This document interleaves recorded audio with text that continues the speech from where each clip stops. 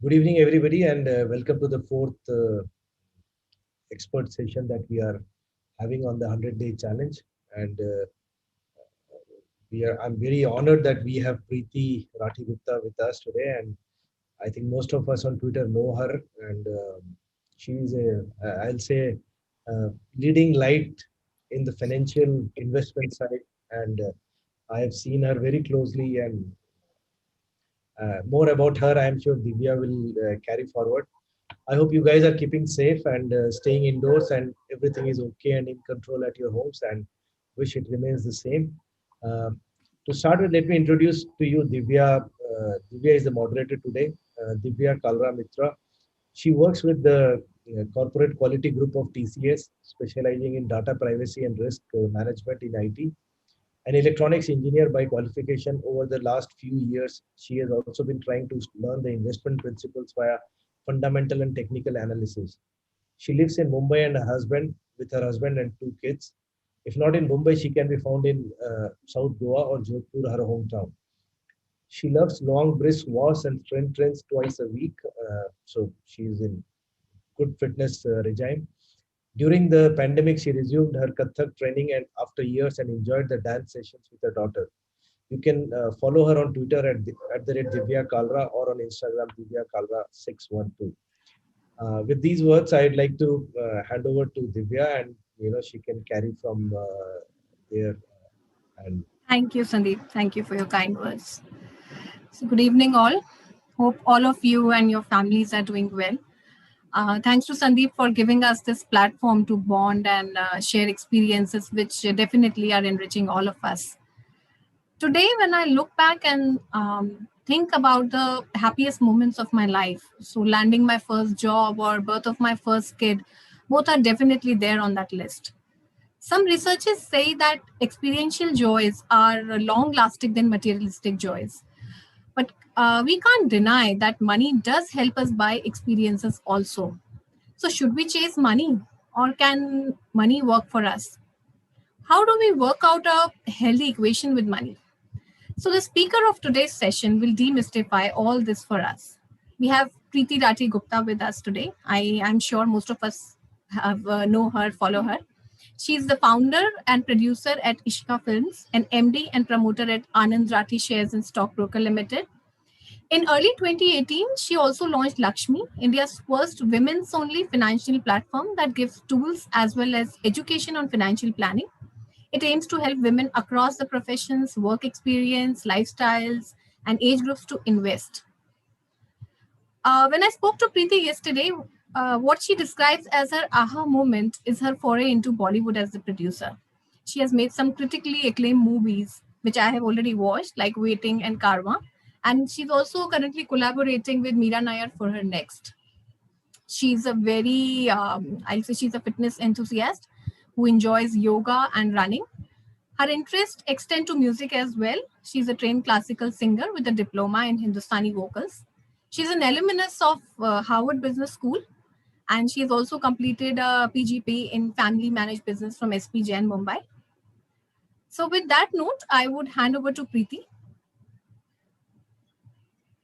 Thank you, Divya. And I'm very, very thankful for Sandeep, not just for inspiring us on a daily basis, so that fitness is always the North Star, but also for creating this platform, which is, I was just telling him there's just so much positivity, and I've got to meet some wonderful people. I have to mention, I can I see Sangeet? I think she was here. Yes. So the way I know Sandeep is through Sangeet. Sangeet reached out to me first, and it's been wonderful. I think most of us on the platform on Twitter today, we've not met each other, but thanks to our tweets, we know a lot about each other. So Divya, thank you for that introduction. And so the reason when Sandeep, asked me to do something, while my current passion, I mean, if you wake me up from sleep, I can talk about women and money management. That's because that's all I do right now. But when I and Sandeep spoke, one of the things that has been topmost of my mind is essentially, especially due to the current circumstances, right? What role does money play, and how do we kind of balance the importance we give to money vis-a-vis a lot of the other things in our life. I am a financial advisor planner. I've been in financial services 2 decades, and there is nothing more important than my learning, which says that money matters should be simplified as much as you can simplify it, and that is when you've got a practical way of living, a practical way of growing your money, and something that will work really well. I think complicating it or making it an art. I think some of our financial services firms are also to blame, saying that money management is an art, but that's not really true. It's a very, very simple process to follow. I will run through a presentation, and I would love your views. People who are attending on it once we've run through. So I'll just run through it. Whatever questions we have, happy to take them. Also happy to hear your views, because obviously you can kind of there could be a lot of views on money based on experiences. So I'll just begin. Okay, I have sharing rights. Thank you. And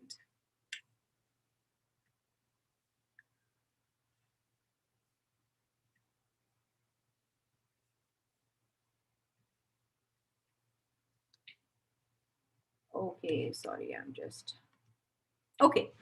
So we come to money and happiness, and that's the topic that we're going to talk about. A lot of it, a large part of this presentation will be very practical tips, but I do want to bring home the fact that money and happiness coexist, and to what extent. But before that, what I do for a living right now is Lakshmi. This is what Lakshmi, for the brand that I've launched, Lakshmi, that's what it looks like. It takes it's built on the whole dichotomy that women, we pray to goddess Lakshmi for wealth, but when it came to women, we didn't feel confident enough to manage our money. There was too much of self-doubt. And yet in the new emerging world, it is very important for women to manage their money, and if not manage, at least understand that what money is doing for them and for the family. And that is why Lakshmi was launched. It's got a very modern look and feel. It's an app for women where they can learn, they can read a lot of content, and they can also start their investing journey. So it's one of its kind integrated platform only for women in our country. And we've been around for now 2.5 years, built completely on technology, and it's very, very exciting for me to jump the fence from conventional business to a startup mode. Okay, money can't buy happiness. And since we are, Sandeep, with your permission, since we are a smaller group, I'd love to take in input, when a lot of people say, right, and this is something that I've heard. I remember my mother used to say it all the time, money can't buy happiness, right? I'd love to hear what everybody thinks on this. Everybody on this group, we have, I think, the chat option. You want to put it in the chat, that'll be great. You want to unmute, whatever. But I'd love to hear what people have to say. And then interactive, please. Yeah, I think till the time you don't have the basic things in place, money is important. To get those basic things in place before, you need money for happiness, for sure. It's not that, that's my view. Okay, great. So you're saying you need money to buy happiness? Not exactly. Okay. Anybody else? Yeah, can you hear me, ma'am? Yes, of course, Nitin. Hi. Hi, good evening. So I think if you make a circle of happiness and make it like a pizza pies, one of the things definitely is money. Whether it's a larger context or smaller, that will depend on each one of us and what we give credentials to and what situation we are going into.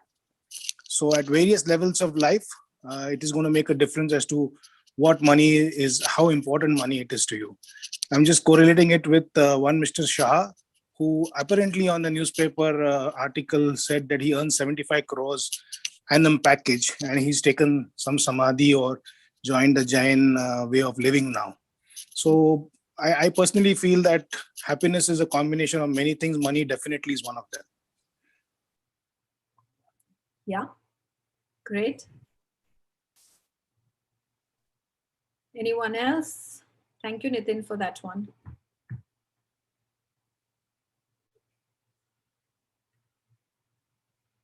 No one else has a view on money and happiness. And I one of the things that that I do feel very strongly is that different stages of life, we think about this very differently.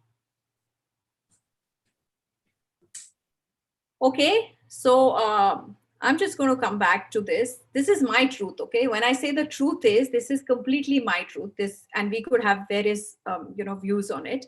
So money is only a tool. This is this quote by Anand Rathi, which says that money is only a tool. It will take you wherever you wish, but it will not replace you as a driver, right? So of course you need money. It is a tool to give you happiness, but you have to drive it in a way that you make sure that it is giving you the happiness that you require. Lots of money is equal to lots of happiness. That correlation is not proved. In fact, quite on the contrary, right? There is that sense of what is that economic what is that law called of diminishing marginal returns. Yeah, diminishing marginal utility, right? So not sure if it exists for money. Different people have different experiences, but surely that correlation is not proved, right? That more money, more happiness. Money can help you alleviate stress, worry, insecurity, which then allows us to enjoy every moment. This has been my experience, that yes, if you have enough money and you've taken care of certain things, that you're able to get a good night's sleep because a lot of things in life are taken care of, and you're able to enjoy every moment without thinking kal kya hoga. I think that to me is, it enables you to at least get to that platform where then it allows you to help, enjoy your happiness, right? But what is good enough, right? We feel that, okay, I should have enough money, but what is good enough for each one of us? What is good enough for me may not be good enough for you, or for Sandeep, or for Sangeet, or Divya. We might all have different good enoughs, right? And we define what is needed based on where we are today, what are our circumstances, just like we would do with medicines or supplements, right? Somebody will tell you, take vitamin C, will you just start taking? Somebody will tell you, take so and so medicine, it will just do great wonders for you. Should you start taking it? One way is, yes, a lot of us start taking it. Everybody said, take vitamin C, take this, take that, and we start taking it, right? Especially with your vitamin Bs, and Sandeep is a better person probably to guide us here. But important thing is, even in medical sciences, that we assess, right? Any medicine, you should assess whether your body needs it or not before pumping it. And similarly with money, I think it's important to assess that, what do we really need? Where are we today? Where is our financial health? Just like you look at your physical health and then say, okay, now based on this, this is what I'm looking at, right? To me, that is what money is essentially all about. I just want to do this quick reality check, right? I just want all of you to give you a 1 point for everything that is a yes here. If it is not a yes, it's all right. You could just be, don't count that point. For everything that is a yes on these questions, just give yourself a 1, right? Do you know how much you earn? And when I say, do you know how much you earn, do you know in entirety? So which is your earnings from different sources? What is the total amount of money that you earn every month, every year? Do you know your personal net worth? Do you know exactly what is your net worth? Of course, we all make balance sheets, etc., and we all declare we do tax filing, etc. But really, do you know what is your actual net worth? Do you know the amount of assets you have today? If I asked you what is the amount of assets you have, do you have that figure handy, or do you have to go back to the papers, add, count, delete, whatever, and then figure it out, right? Do you know where your money is invested? A lot of us, again, maybe using advisors, especially for women, this is very true, that the money is invested, but we don't really know where it is invested. A lot of times we have chartered accountants doing our tax planning. They take the call decision on where it is invested. So do you know where it is invested? Do you know how much debt you have? And when I say debt, a lot of us, especially when we're running businesses, there's personal guarantees, there's personal, whatever collaterals, etc. So based on that, you know how much personal and financial, your professional debt you have. Do you know how much insurance cover you have for yourself and your spouse and your family, for example, including elderly parents if they are living with you? Do you have an emergency fund? Do you have a monthly budget? Do you usually make the household bill payments yourself? Do you think about inflation while making investment decisions? Again, all of these, a one for everything, that is a yes. Again, do you use credit cards? Do you use online banking services? Are you using an online banking service? Do you save your money? This is a very simple question. I've just put in some questions so that we at least get a few points here, right? Have you invested on your own in stocks, bonds, mutual funds? So have you done that investment yourself, on say even through a broker or on a platform, taken a call that, yes, this is what I want to put my money in? Do you make large purchases on EMI? Have you taught your children how to save? Are you in charge of your personal financial security? That means you know exactly how your finance is going to pan out or what your life is dependent on. Do you know the details of the financial documents you sign? Again, a lot of us, we sign a lot of documents, whether it's the companies that we are on, boards that we are on, whatever different roles that we have. And again, I ask this to women all the time because we sign a lot of documents. If you're from business families, they come home and lacha sign kar do. Like, okay, what are you signing for? Do you know? Do you know the price of gold today? Do you have a financial plan? And when I say, do you have a financial plan, is that a properly drawn up plan which exactly tells you how much is the debt, how much are your assets, how do you pay that off, how do you invest, at what different milestones, how much is your net worth looking like or your wealth looking like? Yeah. If you've given yourself one, would love to post it on the chat box. Please post it. Please post your scores on the chat box. What is it that you've... Oh, there was a lot of on the chat. I didn't see this. Money gives a sense of security, which makes... Weber said it can't buy happiness. Okay. Oh, these are comments from YouTube. Okay. Pradeep has a score of 10. Come on, people. Come on, come on. Put in your scores. This is a 2-minute challenge, not a 100-day challenge. Jitendra has 11. Manish has 18. Divya 14. Okay. 15. 18. Great. All right. So ideally, you should actually have a 19 here. The only piece being buying too many large, purchases, big purchases on EMI. Other than that, everything ideally should be a yes. If not, then this is food for thought for you, right? These are questions that you should have answers to. And that is one key of happiness, one key of security. At least you have the answers. That is the starting point, right? Like I said, this is the time to assess that where are you in terms of your financial planning or your, finances. Where are you currently? Okay, first things first, which is why I come back to saying that investing is a decision that we make. And why do I speak about investing, right? We speak about a lot of things. We speak about, when we say money and happiness, essentially we speak about having money, right? But investing is one core piece of having your money grow to meet whatever other, your financial goals that you may have.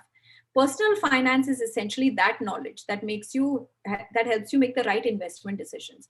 So for example, it takes into account your earnings, savings, expenses, all your short and long-term wealth goals or financial goals. What is your risk appetite? As in, what kind of safety net have you built so that you can take higher risk? Or are you at an age where you can take higher risk and higher reward bets? And essentially, what are your overall life plans, right? So for example, retirement is one goal that all of us have, but what is your goal? Your goal may be to retire at 50, whereas some of us, some people may, especially the younger generation, they believe in something called FIRE. They want to retire by 40 maybe. So your overall life plans, and of course, people like my father's generation, they want to work till they can, right? He's 75 and he still works. So your overall life plans, right? So personal finance will break all of this down, will help you understand, will force you to understand each of these pieces in your life, and then help you build a personal financial plan. And the decision to invest, how much to invest, what to invest is based on this knowledge, right? A lot of us, again, advisors, the ability to say, okay, is this the right advice, not a right advice? Why do we need that personal finance understanding? Because most of us, we are so intent on earning, because if it's our career or our business, our focus is always how do we do best, and rightly so, right? That's our core competence. That is what we know how to do best, and therefore we want to create the maximum value there. What happens though, however, is in that process, that investing and growing your money actually it's put on the back burner. We say, acha kar lenge, baad mein kar lenge. Okay, let me grow it a little bit. Now, where is the money right now? I can't invest like in a few thousands or few lakhs. So we put it on the back burner. Unfortunately, that is the biggest mistake that we can do, because the earlier you start growing your wealth or paying attention to earning and then saving and then growing that money by way of investing, the richer you grow, right? That means the faster you meet financial goals. That means faster you achieve that security that you're looking at, right? So both need to happen simultaneously. Unfortunately, this is also because our schools, universities, colleges never teach us how to manage the money that we earn. They will teach you how to make a pitch when you are, when you're a pitch for your career, pitch for your business, pitch for a job, but not really this basic understanding. I'm always surprised that schools teach us compound interest, but they don't really take it from there and say, how does that help you, right? So it's very important to kind of get this financial literacy. More importantly, because I think financial advice is available just like relationship advice, just like health advice, just like fitness advice, freely available. How do you understand that this advice is suited to me? It is a good advice for me or a bad advice for me, right? Till you don't understand the basic principles of personal finance or financial planning, right? Which is why this whole understanding is very critical. I've broken this down into very simple steps, right? This is from experience. Like I said, all of us here are at different stages of understandings, different stages of life. I've broken it down into very, very simple understanding and steps, and happy to take any questions that, that you may have beyond this. Because I've tried not to make it very complex for anybody who's attending here, right? So what is the step one? The step one is to set your financial goals. I think a lot of us, we want money because we want to create a world we prefer, right? So in your imagination, you're saying, I want money. I want to grow this way in my career. I want to get this money because I'm imagining a world, I'm living this sort of a lifestyle. I'm sending my children to this sort of a school. I'm taking these kind of holidays. I have these electronics. So we've created in our mind a certain world that we prefer, right? For a lot of us, actually, in today's world, giving, for example, even philanthropy is a sort of a world that we are preferring, right? Where we want to give. So that's also a financial goal, right? The challenge is that we set financial goals. So today you may, when you start your journey of investing your money, you may have 5 financial goals, right? And the way you would set them is you would define them, you would make them into SMART goals, you would you would say whether this is to be achieved in the next 1 year, in next 1 to 3 years, in the next 10 years. So you define them, you make them SMART financial goals, you put a timeline to it, because the best way to kind of start your investing is to say, a lot of people will ask you, what's your risk appetite? To me, the best way actually to start your investing journey is to say, I have these financial goals. This goal is for the next 1 year, which is known as an ultra short-term goal. This goal is for the 1 to 3 year, which is a short-term goal, and anything beyond 3 years is a long-term goal. And accordingly, you get the right instruments to invest in. That is the easiest way to start, right? So have a time-bound plan and review it, because you may start with financial goals today, but over the next 2, 3, 4 years, you'll find that your goals are also changing given the circumstances, given the way you think, right? Also, interestingly, the more important to also review, because the more money we get, that is, as we grow in our earnings and careers, the options for us grow, right? Money makes our options also grow. And therefore, it is important for us to make sure that we stay the track by saying, now that I have more options, these were my earlier financial goals. Are these still valid? Or should I knock off these and add a few more? Or I say, okay, these new ones are really not pertinent. I've just got carried away. That's a very important element. And I think that's something that we miss doing. and there has to be a systematic way of, keeping your financial goals aligned to the world that you prefer, right?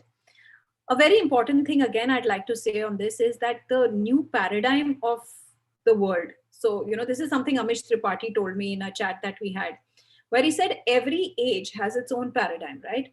A certain age had maybe, if you were a for example, if you had huge muscle power, if you were a great fighter, then in a certain age that went by, you were the king, right?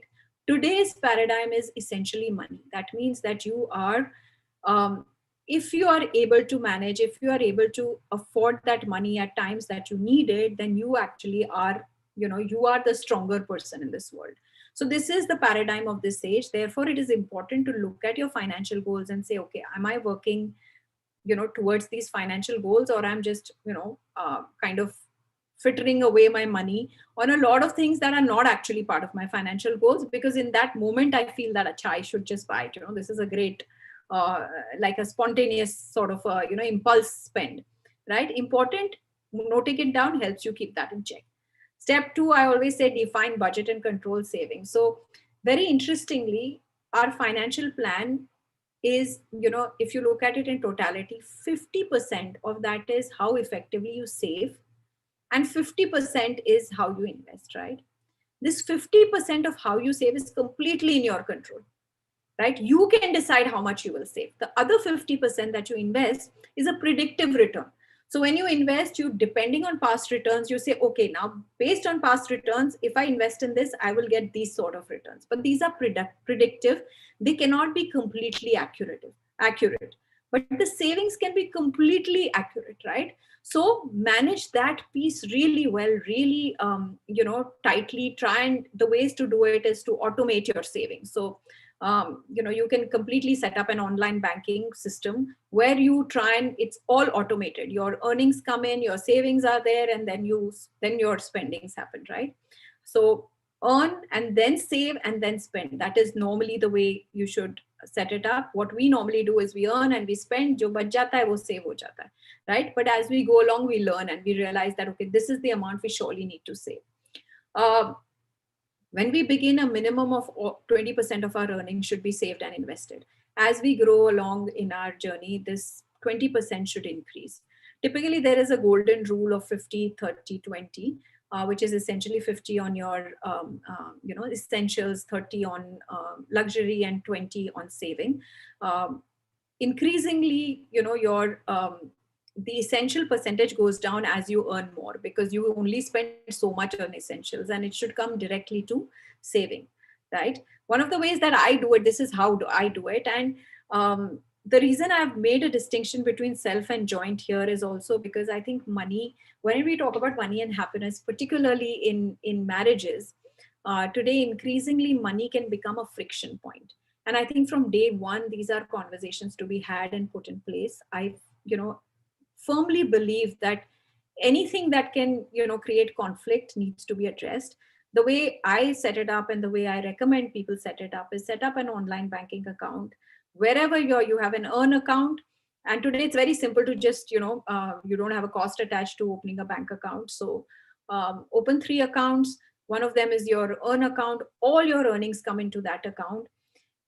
Automate this piece, that the minute the money comes into it, certain percentage or certain absolute amount goes into your me account, which is your savings account, which eventually is the one that is invested, right? So automate this should first happen, and then it comes into your spend account. Now that, whether it is self, joint, is completely your decision. Also in the me account, I strongly recommend that, while we are, even in a marriage, I think it's important to have a certain amount of money for yourself, right? And that could be pre-decided. Trust me, it takes away a lot of conflict, because as a woman, I may have my own goals, financial goals, which are not accounted for in the larger financial goals, or also just my, whatever be my impulse desires with the money that I want to do. So this, setting up this really helps in the long term. Step 3. Now this is again, this, when I talk to a lot of people, and again, I spoke particularly to a lot of women, I spoke over the last 3-4 years, but also to their spouses. And I tweeted about this as well, about something known as money memory, right? So it's important for us to to question the status quo, because today's world, the financial world is so dynamic. What is good today, you will find there's something already better tomorrow. So when you do this planning, you need to question the status quo and say, is what you're doing right, good enough to meet today's demands? And if not, you realign that, right? Now, when I say money memory, what do I mean? Money memory is all our beliefs that we have about money, all our emotional quotient, all the conversations that we have, right? Especially what has been handed down to us from our ancestors or our parents, because we've seen them do things in a certain way, right? So for me, the longest time, if I had any saving, and this is me coming from financial services, right? My own money, what would I do? I would say, acha, fixed deposit kar do, gold le lo, right? Because that's what I've seen my mom do. And in my head, that's what women do, right?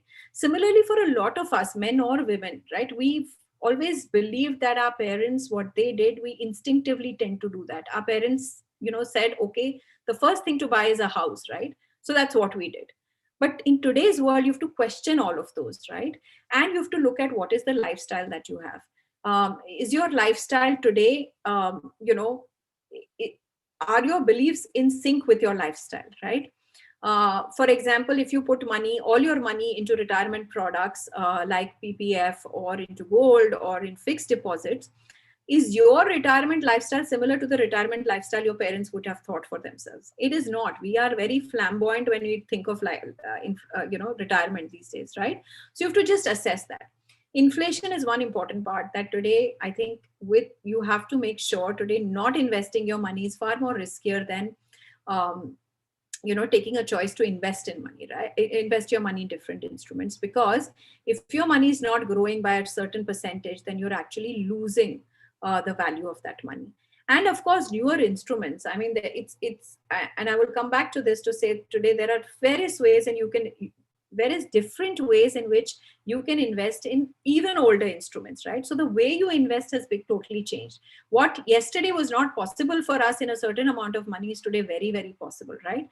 And there are newer instruments that we could not invest in, that only larger, for example, companies could invest in, but today we can all invest into that, right? So newer instruments that allow you, and I keep coming back to the fact that we've taken from our ancestors, because they would invest in gold and real estate, because those were the only two instruments that were available to park money in.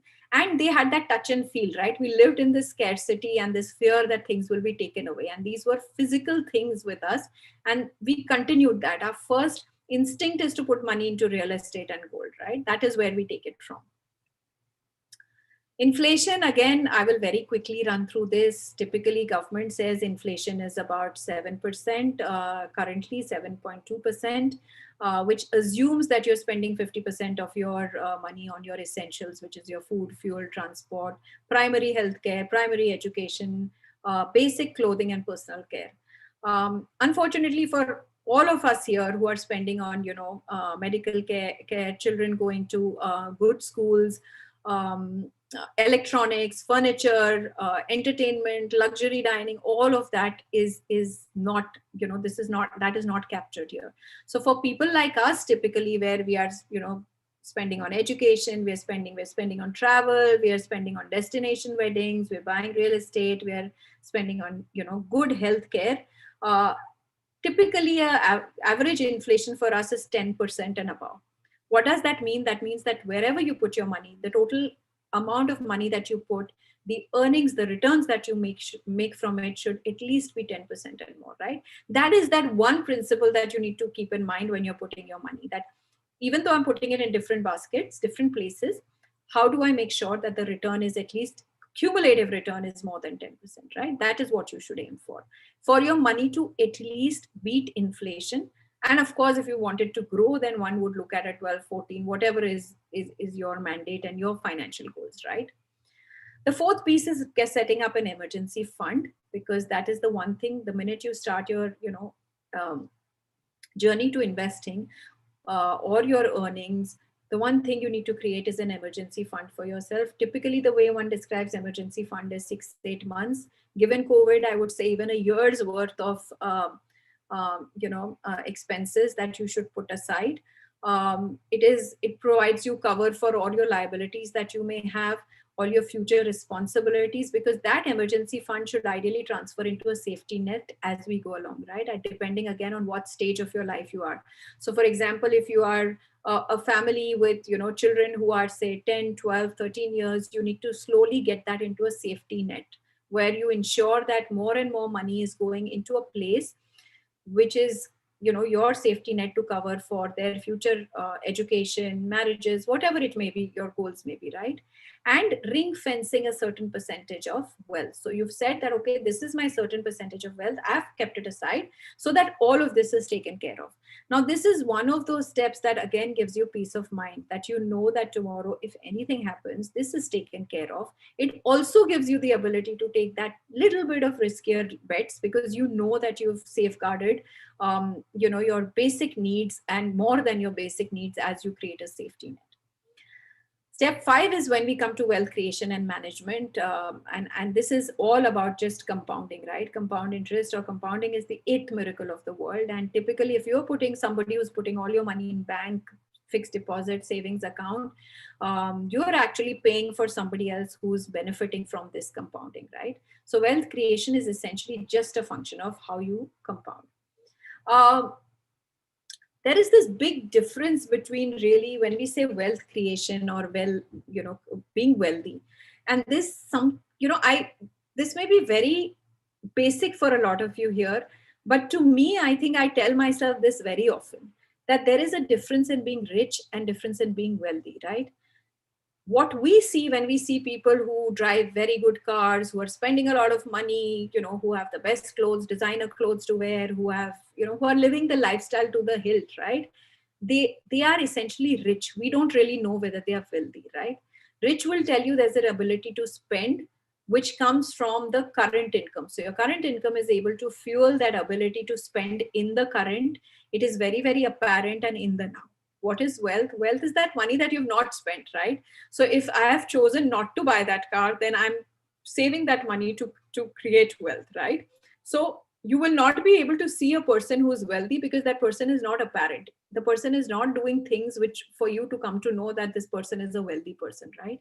But when you become wealthy, you're immune to current income. You've created your safety nets, you're growing your money. So even if your current income goes down or when you retire, there is no current income, you've created wealth, right? When I say hidden, I don't really mean hidden in the sense that it is, you know, it's not very apparent. You cannot make out from seeing a person whether the person is wealthy or not. And what it gives you most importantly is the flexibility and growth in the future, so that, you know, ensuring that this one spend you've not done, or spending you've not done, you've actually created that wealth. Unfortunately, we look at rich, and I can give you a lot of examples. I think we have a lot of industrialists who are examples of, you know, rich but who've not bothered to create wealth. And for us, I think the North Star should be to create wealth and not to be rich. And which is where we make a mistake, right? We emulate what the rich are doing. And because we cannot emulate what the wealthy is doing, because you can't make out. So please make that differentiation every time. Quickly run through asset classes where you can put your money. I divide asset classes into 2 bits. One is the protectors and others are the value creators, right? Protectors are the ones that are typically interest linked. These are also traditional instruments that we know of. And value creators are the ones that you use, so which are not interest linked, but which are market links, right? Market linked, which are the ones that are protectors, things like fixed deposits. I don't even need to explain that to you. Your PPF, EPF, tax-free bonds. I think these, a lot of us know. Corporate government bonds. So your government securities or the bonds that, you know, corporates issue to you are typically also, they form the part of protectors because they are again interest linked income.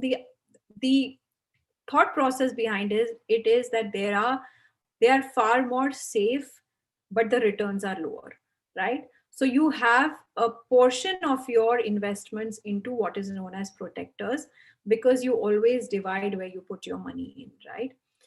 Debt mutual funds, again, if anybody has a question of not knowing asset classes, I'm very happy to take it up again later. I'm not going to go into the details of this right now. But so the corporate bonds, government bonds, G-SECs, you have debt mutual funds who are, you know, who are the funds that invest into all of this, right? very interesting nuance of knowing the difference between even within the protectors where you put your money. So for example, if you have, I've taken an example of 1 crore. If you put in 1 crore and you say, I'm making a fixed deposit, right?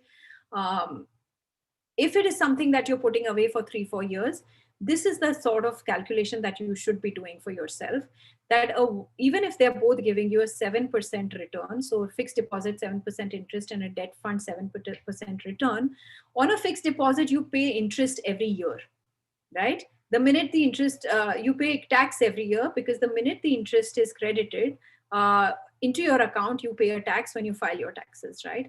Whereas in a debt mutual fund, you only pay tax when you are selling or you're redeeming that mutual fund, right? You sell off or you get out of that mutual fund.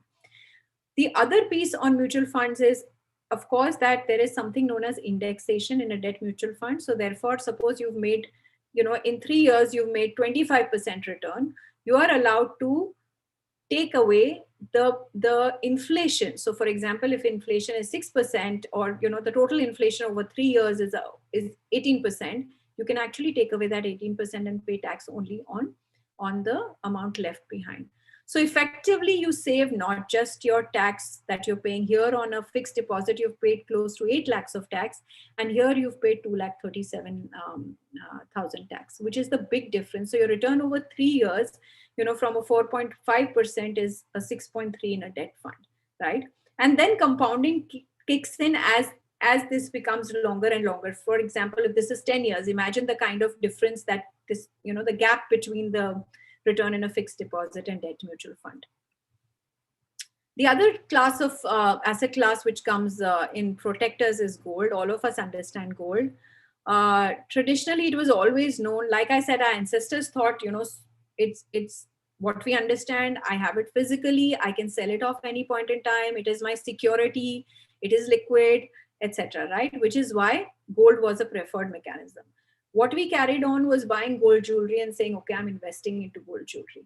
If you're really investing into gold today, a jewelry is a 10% immediate reduction in whatever you've spent on it because of impurity or because of making charges, etc. Similarly, certain percentage down on coins, certain smaller percentage on bars. But on all of this, then you need a locker, you need to pay insurance. So there's an added cost on it, right? Which is what I meant to say, that there are newer ways of investing into even the older asset classes. So you can invest into gold mutual funds. My personal favorite to invest into gold is sovereign gold bonds, because that typically it's backed by the government. It's an electronic holding. I don't pay insurance. I don't pay blocker charges. I don't worry about it getting lost. The government gives me 2.5% interest every year. And if I keep it for 8 years, whatever returns that I make are also tax-free. If I don't want to keep it for 8 years, there is always the secondary market or the exchange where I can sell and buy it. And it is the price, the investment is into pure gold, right? 0.999%. So because the government is backing it. So that is the most preferred way. And it should be, electronic gold should be your preferred way. There are other instruments like Digi Gold, etc., which are backed by MMTC. A lot of electronic ways, you can look at how much you want to invest. Depending on that, choose. If you can invest at least a gram every time, then a sovereign gold bond is your best bet to invest into gold. Today, if you look back on what is the average return gold has given, at today's date, it stands to about 12% CAGR, means 12% every year. But do remember, gold has also gone and given you a negative return. So while it does beat inflation, your money cannot all be in gold, or even a large part, because it does go into, it is again very volatile, and it does go into the negative CAGR piece as well.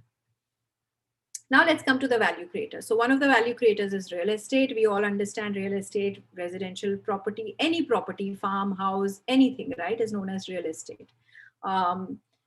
And while we traditionally bought a house, residential property all in full, and therefore real estate needed a huge amount of investment to put money into, there are newer instruments like REITs, real estate mutual funds, and AIFs, which are alternative investment funds for larger ticket sizes of investment, but not as large. For example, if you have to spend a couple of crores on a property, you can still invest in an AIF, which will allow you to invest 25 lakhs or 50 lakhs, right?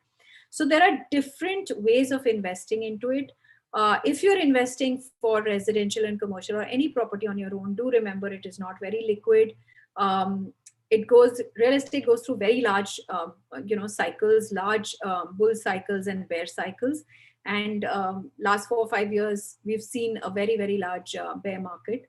So keep that in mind when you're investing into real estate. However, it is a value creator because over a long-term period, it'll give you a better return than an FD, right?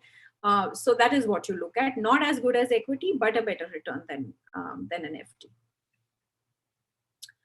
And of course, my favorite is always been equity, and you can invest into equity, which is your shares and stocks. You can invest into it directly on stock markets. You can go through a PMS, which is a portfolio management, again, a ticket size of 50 lakhs at least, or alternatively, equity mutual funds. Typically, this is where a lot going forward will change in our country. We will see a lot of money coming from fixed deposits or from assets which are just protectors or idle money that is lying come into equity or these financial assets. So this is typically called the financialization of assets. The reason this will happen is because, with lower interest rates and inflation going up, people will want to get higher, will want to make sure that that money is growing to at least beat inflation and give some return. So you will see a lot of this happening. Also because increasingly newer products are happening, right? So bank account opening, digital pieces coming in, platforms like Lakshmi and a lot of other digital platforms that are available are getting a lot of retail investment into this whole, into the equity markets. I think all of us, I'm sure all of you know what equity mutual funds, etc. So I'm not going into details. Emerging asset classes, cryptocurrency, I think lot spoken about, Twitter, Clubhouse. So there's cryptocurrency, there is NFTs, there's lots that's happening. My 2 bits here is that if at all you want to experience this, use your idiot money. And when I say idiot money, it's the money that you don't mind losing, because there is not enough regulation around it. Yes, there are a lot of exchanges even in India providing it, but tomorrow if there is a clamp down, if the prices go down too much and there is a lot of volatility, there will be situations when there are either no buyer. It happened 5 years back when the government clamped down, the exchanges had to shut, and if you were holding a cryptocurrency, you didn't have a buyer. So, it didn't matter what value it was of. Also, there are a lot of other pieces around it that you have to have a wallet. You should make sure how you're going to store it. You should be able to keep track of it. We've heard horror stories of people buying Bitcoins and then losing the wallet or losing access to it, right? So they've lost like millions worth of cryptocurrency. But digital currency going forward is going to be something that I believe will emerge into an investment or an asset class. One of the things that I've not spoken about here is also the private equity and venture capital investing, which is growing because a lot of value is being created there. Right now, you can only do it through funds, but you will have a lot of players which will come in with fractionalizing that as well. And that will be again a great opportunity. This chart is, of course, March 2020, which just tells you that if you had invested 1 crore in 1990, what would it be worth? So for example, a fixed deposit, 10 crores, gold, 14 crores. We're looking at real estate ranging from Delhi to Mumbai to Bangalore. We're looking at Sensex. And if it shocks you that Sensex is 36 crores and mutual funds are, 258 crores, mutual funds have always given an alpha over the Sensex, barring the last couple of years have not been as good for mutual funds, but all along, typically mutual funds have always given a 3 to 4% additional return because you have an expert who is managing the money there. Asset allocation, that's the next big decision you take after your financial goals, after making sure you're saving, after, saying, okay, these are the asset classes, depending on your goal, what you need to put in. The biggest decision you have to make is asset allocation. Everything else is noise. Is it the right time to invest? Should I buy, for example, between the large cap mutual funds, is this fund better, this one better, or that one better?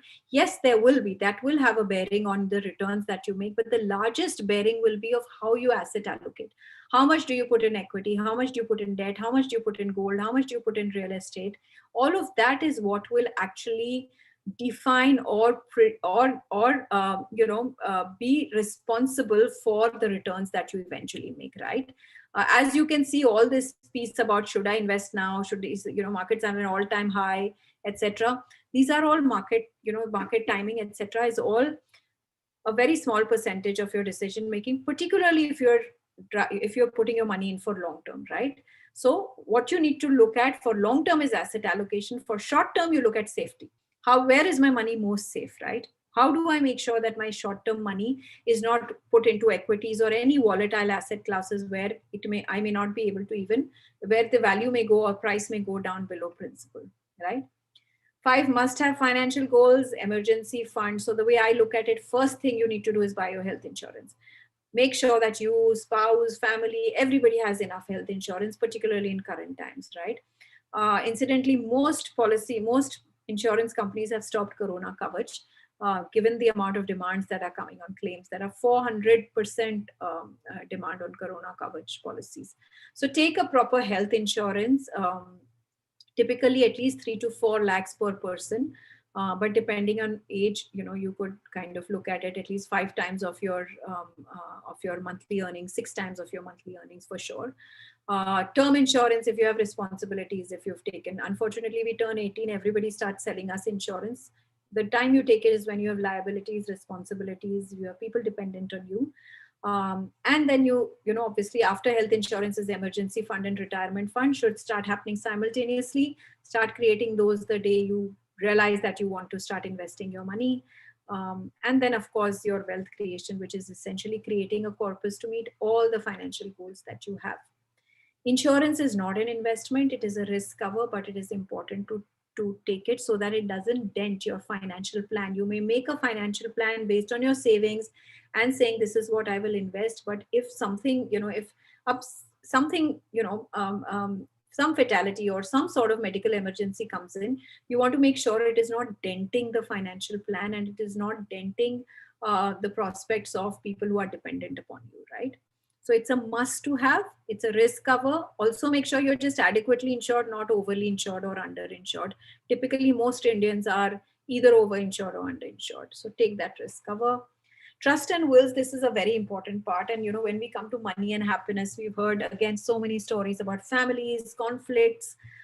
And this is the one thing that today we more than ever need to make sure, whatever age, whatever amount of assets, small, big, whatever, make sure that you have your will in place.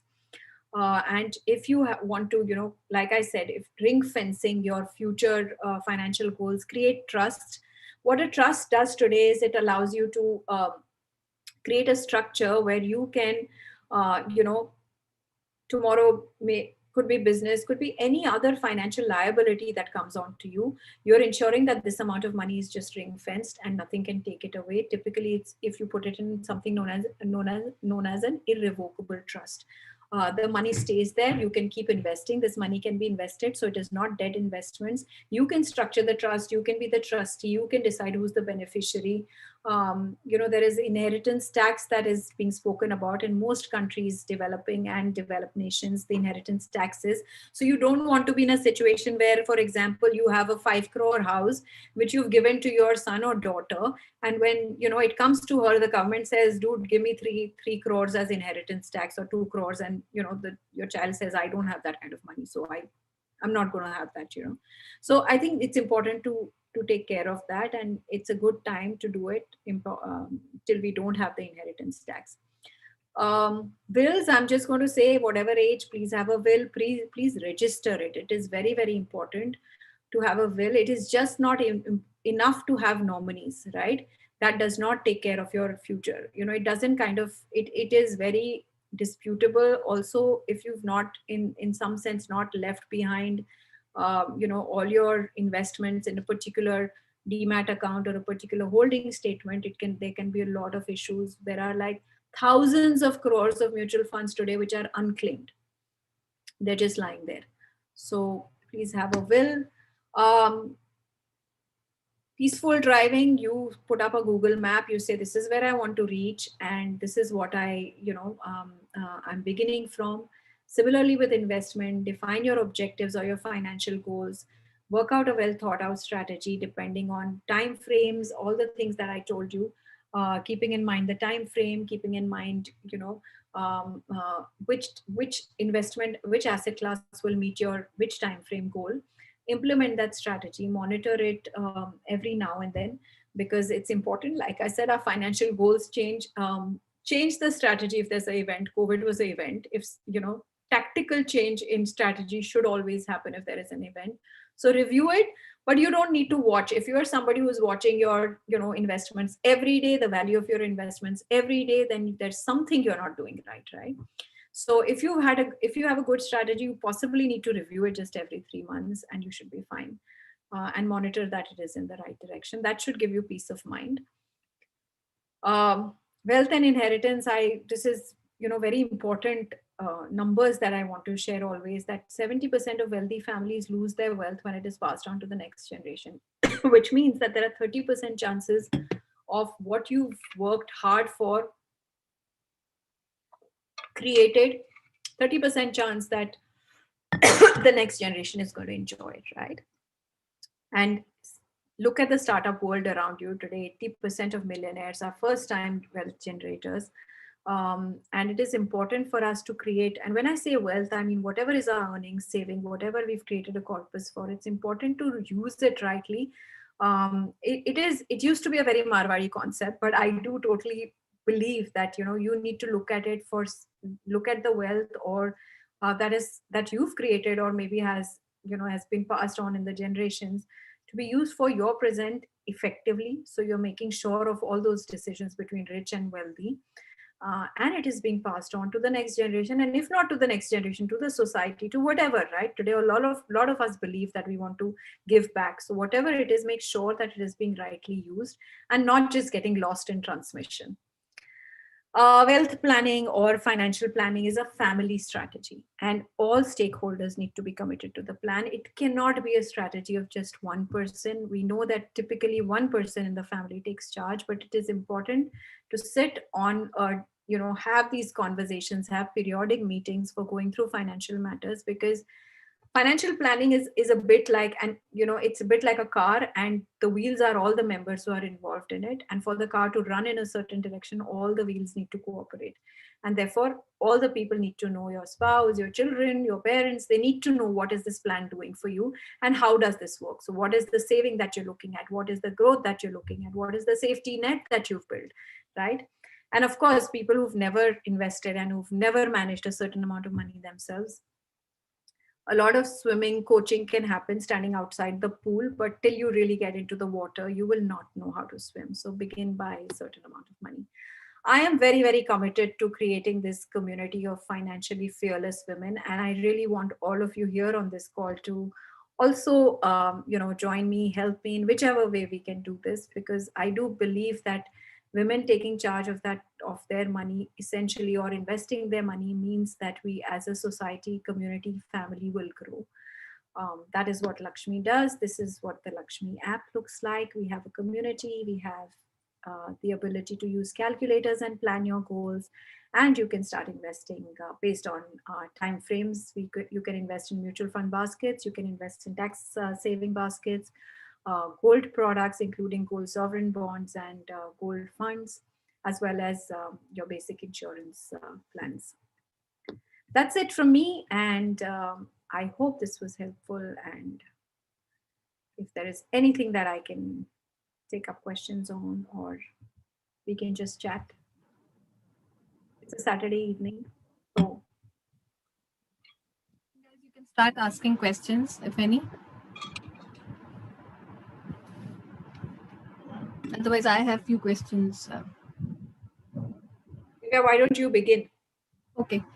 So see, when we were talking about, the old asset classes like real estate and gold, which obviously I also, learned from my mom, because she was avidly into those.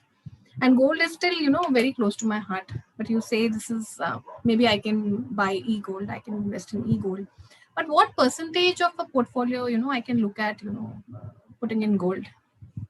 So Any number you have in mind? Yeah, I would look at, depends on your portfolio size, right? Now, if you have a portfolio size of, say, a crore and above, then it should not be more than 5-10% of your portfolio, right? Anything below that depends on your comfort. You're okay to even have, 15% of your portfolio, 20% of your investments in gold. particularly in gold sovereign bonds, because it is tax free. It is giving you an additional 2.5% return. So even if your average returns over, CAGR is 7.5%, if you still manage to get a 10% tax free return, it's not bad, right? So you can have a large part of your protector piece of your portfolio in this. Prefer SGBs over ETFs. Okay. Another question. Now, if you look at FDs today and we factor in the inflation, so we are actually getting negative returns. Right? You still advise that we still have some percentage of portfolio as FDs? I don't advise FDs at all. It is not, I don't have a single amount of money in FDs, and I don't advise it because, like I said, if you're going to put it for a long term, you might as well get a debt mutual fund, right? You save on tax, you probably land up getting a far better return. Although both of these will not beat inflation. Having said that, you're still at least making a couple of percentages more, and over a long term period, surely more. However, we do feel, a lot of us feel very comfortable with FDs, and it's something that we feel acha ek FD to honi chahiye, particularly women actually. And if you do, then just make sure that it is not put all in one bank. I think we've heard enough for us. Yeah, we have had those stories. Yes. Okay. Any advice on investing in overseas markets? We should go through those fund of funds, or through those fractional share platforms. Any idea on that? So you can surely invest in international equities. From where I see Indian markets, I think there is enough opportunity, right? So I don't really feel the need for us to go into international investing. However, you can invest. There are mutual funds that invest into international equities. There is also platform. There are a lot of platforms which help in fractional. For example, there's small case. There are a lot of other platforms as well where you can go in to put a certain amount into international equities. The thumb rule is that you diversify, but remember also diversify into geographies, areas that you know about. That is, I would not put my money in things that I don't know about. But if you are tracking, for example, if you want to put money in US technology stocks, surely you can. There are mutual funds who are doing that. So. Okay. And then coming to picking up equities. So I just want that personal question for you. What is your style? You go the Warren Buffett way, buy and hold for years and years, or you keep gauging the market sentiments and then you keep changing your strategy? So I buy and hold. I think for me, it is important that compounding kicks in. I'm not a trader. For example, I spend almost 16 hours right now on Lakshmi. I don't have the time to really. Okay. I have a team who trades, but my experience has shown that 9 out of 10 people lose money. If you begin with trading, chances are 3 months later you will run out of money and you will not be a part of the system. So I think I have enough experience to say that's not something that you should be doing. If you really want to create wealth, you have to be consistent. You have to put in consistent amount of monies at regular intervals and leave it. It's like making a good achar, right? It has to sit and it has to ferment for you to really see that result. Okay. Coming to compounding now, since you mentioned that. So suppose I didn't start in my 20s. So I've already missed the bus, is it? Because the compounding magic won't work that beautifully. Of course it will. Earlier you begin, the better it is, but it is also never too late to start, because even if you become late in starting, then you're losing. Remember, you're still building your retirement. So whatever age you should start, compounding still kicks in. It's just a question of, instead of 30 years, now it is 20 years, right? So now, given that the average lifespan in India has increased, so I think it that too. Later it would help. Divya, interestingly, the lifespan of an average woman is 4 or 5 years more than that of an average man. Yes, I had read that. Yeah. Plan more for your retirement. Okay, I think that is all from my end. Anybody has any more questions? On the chat box, Divya, if you can see. Yeah, I think Swati has a question. What is CAGR of Nifty over what is CAGR of Nifty over last 10 years? Is it safe to invest in Nifty ETF? Over the last 10 years, I think, Swati, it would be the CAGR would be close to like a 13.5%, 14%. in a Nifty. And when you say safe, look, if you're taking a call to invest in Nifty, there is always risk in whatever you put. Today you put money in an FD, there is a risk, right? Of course, risk in equities is always higher than risk in anything else. The only way to mitigate that risk is to leave it for a longer time. The longer you keep it, the more you are mitigating that risk. If you look at all asset classes, equities has always given a better return than all other all other asset classes, barring crypto, right? I'm not considering crypto as an asset class right now. It has given you the best returns, which essentially means that, if you keep it over a long term period, chances are it'll give you far better returns than anything else. And look at any other asset class which will today can give you even a 12 or a 13% annualized return, right? So while it is safe, I won't say it is safe, but it is a good way to mitigate the risk that comes from it, is to keep it beyond 5 years and more. Should I just read out Gopi Krishna from YouTube? If I have a choice now to repay my home loan at 7.5% or invest in REIT units, what should I do? Look, if I do believe that a home loan is one of those good loans, right? However, I do think that the real estate, and this is my personal opinion, I do think that real estate there's a bit of a turnaround. And therefore, yes, if you can pay off your home loan and if you do want to invest in REITs, it's a great idea. But if it is going to pressurize you, one of the things that I always say is do not borrow money to put into any asset class, right? Any investment, you should not borrow money and put and invest. So if you're able to pay this off with your existing savings, then it's fair enough. Then what is a better investment, a second home or debt bonds? So again, the question is, when you buy a second home, it's actually it's a market linked instrument. There are two different types of asset classes, right? A debt fund is a protector. It's an interest linked income. It will give you a continuous, it's sort of like a year on year, you know how this is going to be linked, a percent here or there, right? Whereas in a second home, typically it is market linked. You don't know how the prices will grow, what will happen.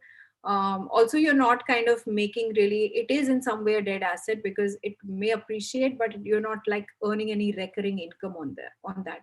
If you actually told me a good comparison for a second home would be, should I buy a second home or should I buy equities, right? Should I put my money into equities? That is a better comparison, not a debt or a second home. And, for me, any day, like I said, I would put money into equities if I'm willing to leave it for the next 5 years and not touch it. That will give you a far better return and actually even allow you to buy a better second home than you are buying today.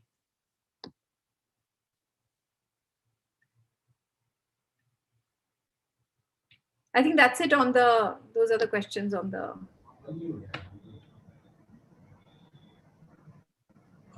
Any more questions? I think we are also past 6. So, I think it was wonderful, Priti. And one of the best financial knowledge in 1 hour anybody can get. It was so comprehensive.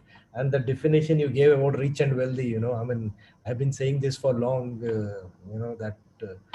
both my boys, I keep on telling that you don't try to be rich, try to be wealthy. So you just put it perfectly on that. Thank you very much, and thanks everybody. And this is something, this whole presentation should be bookmarked actually, and everybody should show it to anyone of your family and friends, because this gives so much of information about investment. And I'm sure money management is something which all I learned from my parents and grandfather and my father was managing as a typical Marwadi. Priti said how to remain wealthy and how to manage money. And as she rightly put it, wealth needs to be looked as a trust. Something my dad always tells me that कि ये पूर्वजों की है, इसको आगे लेके जाना है. So it's not something you look it as a trust, you are managing it. And wonderful, Priti. Thank you very much. Thank you, Divya. And thanks, everybody. Stay safe and keep on your journey of the 100-day fitness. And I hope that this habit continues. Like saving, your body and mind both should be well taken care of. Thank you, everybody. Thank you. Thank you. Thank you all. Bye.